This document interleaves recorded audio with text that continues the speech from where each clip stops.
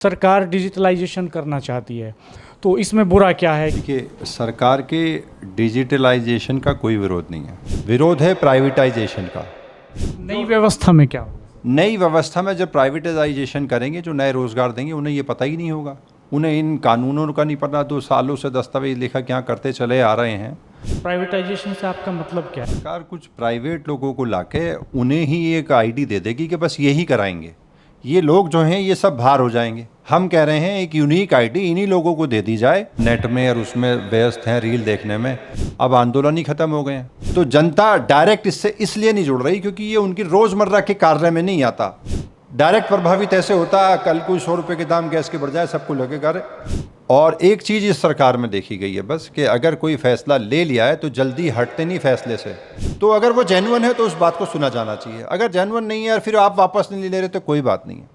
नमस्कार। उत्तर प्रदेश में पिछले 16 दिन से आज 17वां दिन है, ई रजिस्ट्री को लेकर के धरना प्रदर्शन आंदोलन चल रहे हैं। दस्तावेज लेखक, वेंडर्स और एडवोकेट्स जो इससे जुड़े हुए हैं वो विरोध कर रहे हैं। हमारे साथ इस वक्त मेरठ बार एसोसिएशन के जनरल सेक्रेटरी एडवोकेट परवेज जी हैं, और आप हाई कोर्ट बेंच स्थापना की जो केंद्रीय संघर्ष समिति है उसके भी महामंत्री हैं, संयोजक, उसके भी कन्वीनर हैं।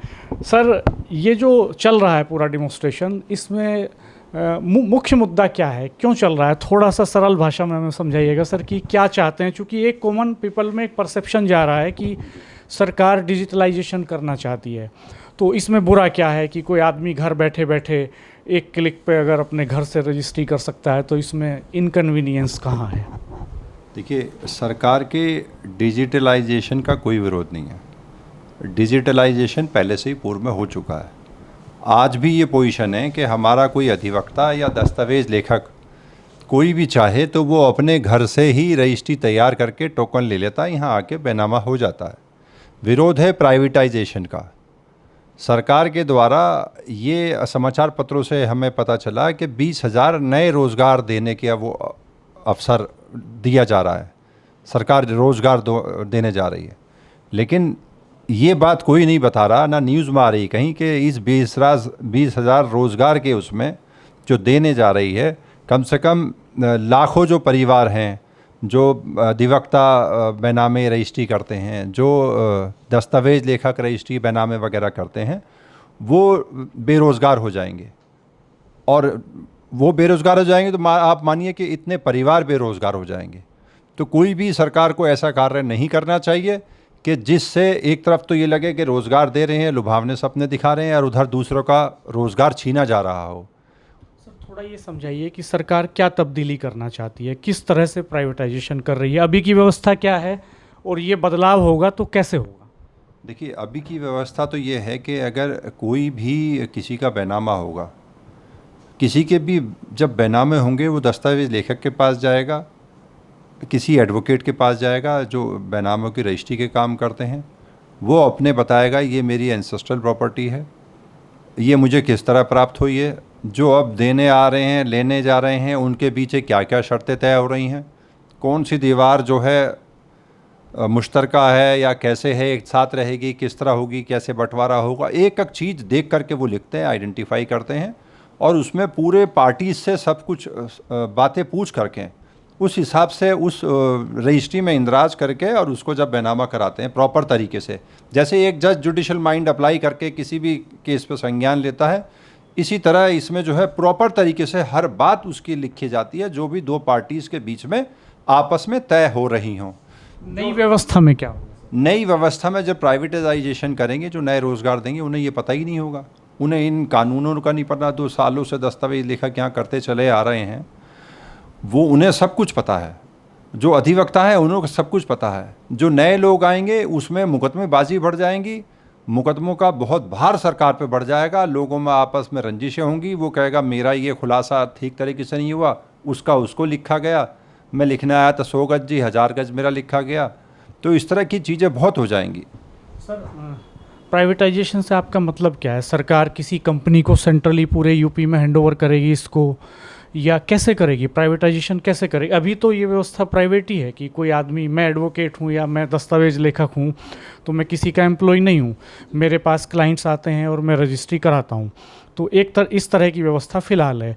तो क्या इसको पूरा ऑर्गेनाइजेशनल लेवल पे, पूरे स्टेट के लेवल पे किसी एक कंपनी को ठेका दे देगी सरकार, या क्या व्यवस्था करेगी, क्या प्रोविजन? सरकार कुछ प्राइवेट लोगों को लाके उन्हें ही एक आईडी दे देगी कि बस यही कराएंगे। ये लोग जो हैं ये सब बाहर हो जाएंगे। हम कह रहे हैं एक यूनिक आईडी इन्हीं लोगों को दे दी जाए, जो लोग पहले से हैं, यही लोग जो काम को करते आ रहे हैं ये करते रहेंगे। जो नया एक्ट 2024 का आया है, जिसमें धारा 2 और 5 में जो उन्होंने प्राइवेट लोगों को ये काम दिए जाने वाली व्यवस्था रखी है प्राइवेटाइजेशन के लिए, उसके लिए हमारा विरोध है। वो धारा 2 और धारा 5 जो है 2024 एक्ट की, वो हटाई जाए, उसको ना लागू किया जाए। ये कितना नंबर है सर जो इससे प्रभावित है? अभी कितने दस्तावेज लेखक पूरे मेरठ में या उत्तर प्रदेश में होंगे? कोई ऐसा फिगर हम बता सकते हैं? देखिए, इसका अनुमान इसलिए नहीं लगाया जा सकता कि जैसे हमारे एडवोकेट्स हैं, हमारी संस्था है bar council of Uttar Pradesh, वहाँ मेंबर हैं, हमारे यहाँ बार एसोसिएशन है, रजिस्ट्रेशन है, उसके यहाँ मेंबर हैं, तो हमें पता है कि यहाँ इतने लोग हैं जी।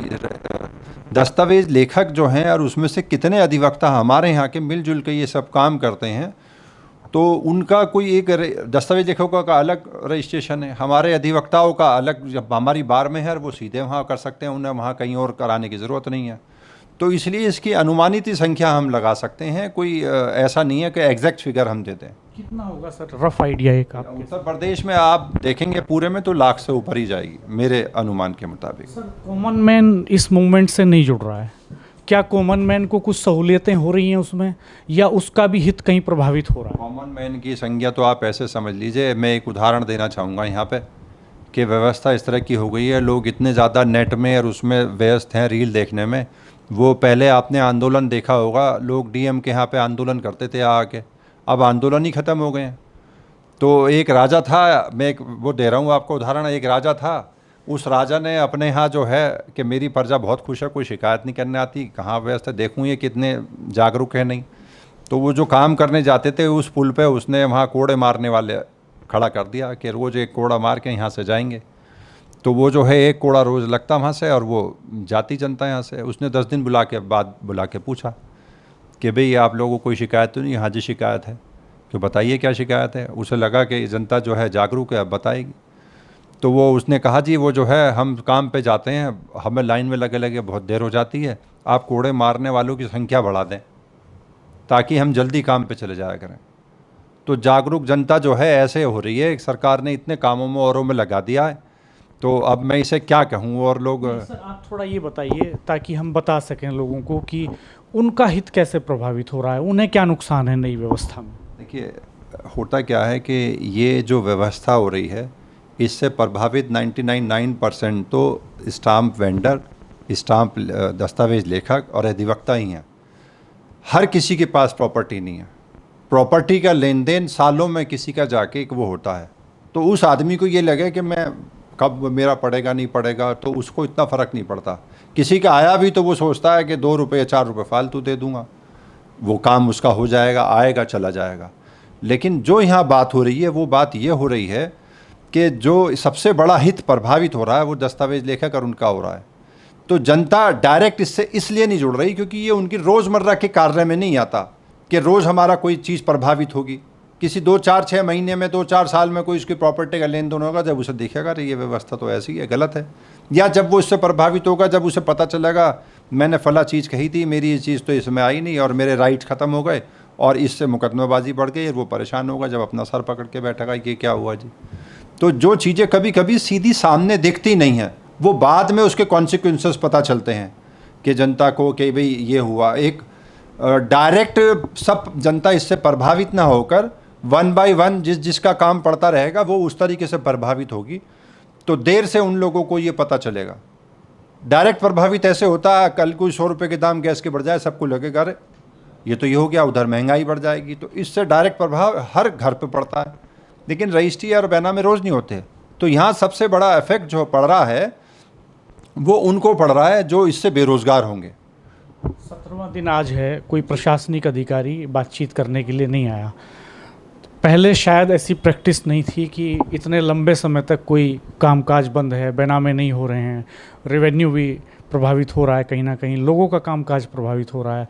तो ये इसको कैसे देखते हैं? आपने अपनी तरफ से कोई अप्रोच करने की कोशिश की हो एडमिनिस्ट्रेशन? हम बराबर प्रयास कर रहे हैं। इस सरकार ने अपने इस कार्यकाल में पीछे जो उत्तर प्रदेश सरकार ने और केंद्र सरकार ने, जैसे डबल इंजन की सरकार कह रहे हैं, हिंदुस्तान के लेवल पे बड़े बड़े फैसले लिए हैं। और एक चीज़ इस सरकार में देखी गई है बस, कि अगर कोई फैसला ले लिया है तो जल्दी हटते नहीं फैसले से। पहले क्या होता था कि कोई ट्रेन कहीं कुछ डिरेल हो गई तो कई बार नैतिकता के आधार पर इस्तीफे देते थे। यहाँ कोई इस्तीफा नहीं देता, ना कोई यहाँ कोई वापसी लेता। कितने बड़े बड़े आंदोलन होते हैं, जल्दी से वो नहीं करते। मैं इसको गलत मानता हूँ। अगर ये आंदोलन चल रहा है और उसमें वो ज़मीनी हकीकत पे ये दिख रहा है कि इतने लोगों को फ़र्क पड़ रहा है, तो अगर वो जेन्युइन है तो उस बात को सुना जाना चाहिए। अगर जेन्युइन नहीं है और फिर आप वापस नहीं ले रहे तो कोई बात नहीं है। तो मेरा मानना ये है इस उस पे कि इनको ये देखना चाहिए, जो 20,000 नए लोगों को रोज़गार देने जा रहे हैं, जो आप उन्हें यूनिक आईडी देंगे वो आप इन्हीं लोगों को दीजिए।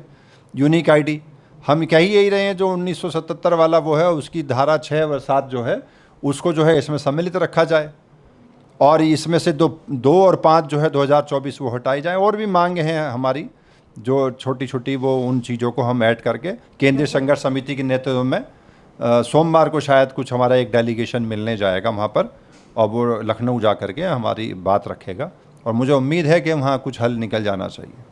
हमसे बात करने के लिए बहुत शुक्रिया सर।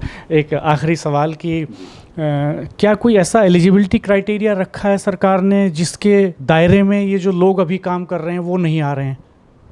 देखिए, जब 20,000 लोगों को रखा जा रहा है और धारा 2 और 5 उसमें ऐड करके प्राइवेट लोगों को रखे, प्राइवेटाइजेशन किया जा रहा है, तो ये लोग जो इतने पूरे उत्तर प्रदेश के अंदर सभी ज़िले, सभी तहसीलें हड़ताल पे हैं, तो आप ये मान के चलिए कि इसमें अधिवक्ता भी शामिल है, दस्तावेज लेखक भी शामिल है, और ये बुद्धिजीवी वर्ग कहा जाता है।